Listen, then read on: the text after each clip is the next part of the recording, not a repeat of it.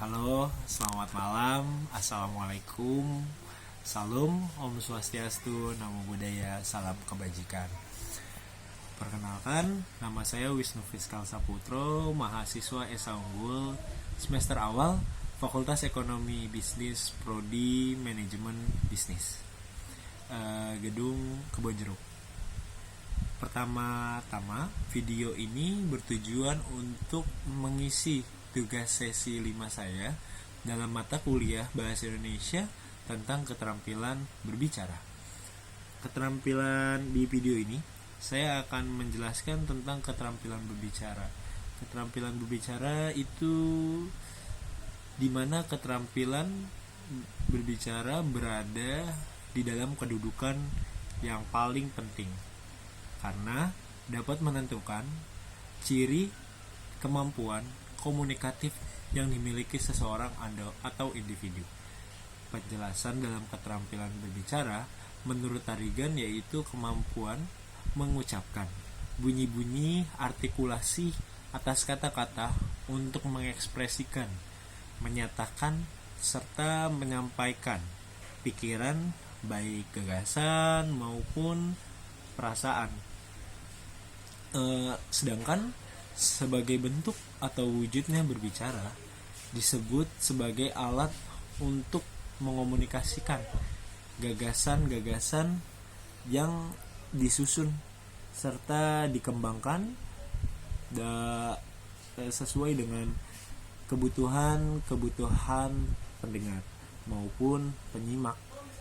Terdapat tujuan yang bisa saya kemukakan yang paling umum yaitu untuk berkomunikasi tentunya, dimana berkomunikasi agar dapat menyampaikan pikiran secara efektif dan si pembicara harus memahami apa yang ia bicarakan. Selain umum yang saya kemukakan tersebut, kita dapat membagi tujuan berbicara secara spesifik, yaitu yang pertama, tujuan untuk informatif atau informasi, yang tentu saja dari awal katanya yaitu informasi, membicarakan gagasan atau pikiran pembicara untuk menginformasikan kepada pendengar maupun penyimak. Pembicaraan ini bisa kita lihat dalam bentuk berita-berita di stasiun TV maupun webinar yang sering kita datangi secara daring. Yang kedua, tujuan untuk rekreatif, merupakan tujuan untuk memberikan kesan menyenangkan bagi diri pembicara dan pendengar. Pembicaraan ini semacam lawakan atau candaan yang bisa kita lihat dalam acara stand up comedy maupun film-film yang bertajuk komedi, seperti film Warkop DKI, Sri Mulat, bahkan film-film luar negeri seperti Cops atau The Chips, banyak halnya. Yang ketiga, tujuan untuk persuasif, yaitu untuk mengambil daya tarik dan daya bujuk pendengar, biasanya menggunakan kata-kata halus dan penuh dengan kehangatan, mendekatkan diri seperti keluarga. Pembicaraan ini seperti kampanye yang harus mendengarkan rakyat dan penjualan yang biasa kita lihat ketika kita sedang pergi di mall atau pasar, baik swalayan maupun tradisional. Yang terakhir atau yang keempat, tujuan untuk berbicara yaitu argumentasi, yang dimana meyakinkan hati pendengar bahwa gagasan atau si argumen tersebut, argumentasi si pembicara benar adanya, seperti perbicaraan debat atau diskusi ilmiah atau musyawarah yang biasa kita kemukakan di ruang lingkup RW, RT, kelurahan, bahkan ketika kita sedang bekerja. Setelah tujuan, terdapat manfaat yang bisa saya sampaikan. Manfaat yang terdapat dalam keterampilan berbicara yang bisa kita pahami sebagai mahasiswa, khususnya untuk saya sendiri. Yang pertama, keterampilan berbicara mampu membuat kita menjadi mahasiswa yang lebih dan dapat mengekspresikan diri. Salah satu contohnya ya ketika kita lagi sedih, marah atau apapun, kita dapat berbicara terhadap teman kita. Ketika kita membutuhkan uang, kita membutuhkan solusi, kita dapat bertanya atau dapat menanyakan solusi yang terbaik untuk masalah kita.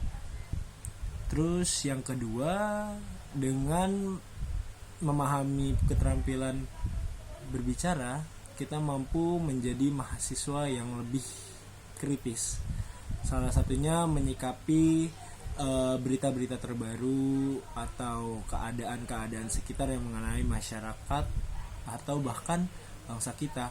Salah satunya yaitu menyikapi suatu hal undang-undang yang dikemukakan oleh pemerintah yang menurut kita kurang pro rakyat.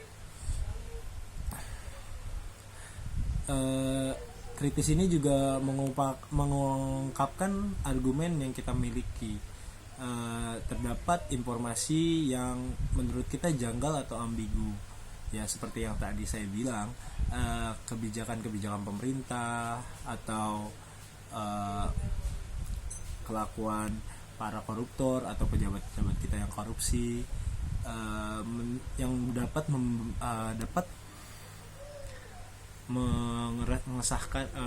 meresahkan seluruh rakyat kita. Dengan adanya sifat kritis, kita dapat membedakan dan mampu menjelaskan hal-hal baik atau hal-hal buruk yang bisa kita pahami untuk semuanya. Terus lalu yang ketiga, mahasiswa seperti kita mampu memperluas jaringan, baik jaringan pertemanan maupun jaringan yang dapat menunjang ketika kita sudah bekerja maupun sedang mencari pekerjaan. Salah satunya yaitu ketika kita diinterview oleh suatu perusahaan dan diberi pertanyaan. Tentunya skill dalam berbicara kita diuji di situ. Semua yang kita bicarakan dalam pertanyaan yang dilontarkan perusahaan tersebut menentukan nasib kita diterima atau tidak dalam suatu pekerjaan tersebut. Karena pembicaraan yang baik meninggalkan kesan yang baik pasti, tetapi sebaliknya pembicaraan yang buruk akan meninggalkan dan membuat kesan yang buruk juga tentunya. Dan kita masuk dalam kesimpulan setelah apa yang saya kemukakan, baik tujuan maupun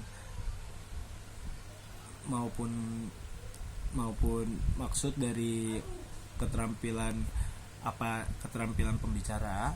Kesimpulan yang bisa saya sampaikan dan jabarkan ialah pertama, berbicara adalah salah satu cara yang paling efektif ketika kita ingin mengutarakan sesuatu.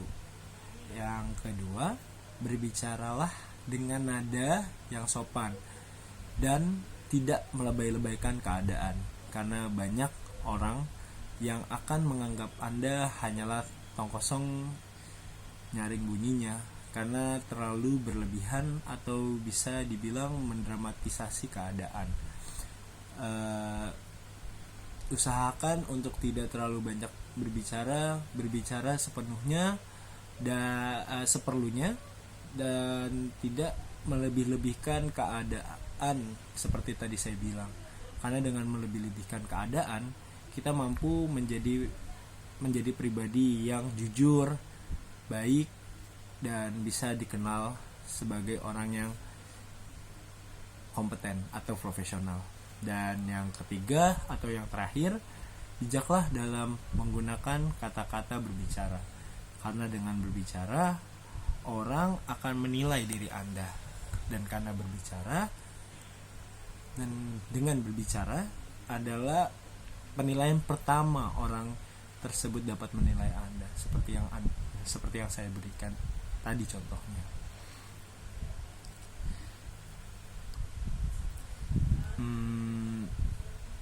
Menurut saya cukup Terima kasih telah menonton video saya. Sekian yang saya bisa sampaikan, kurang lebihnya mohon maaf.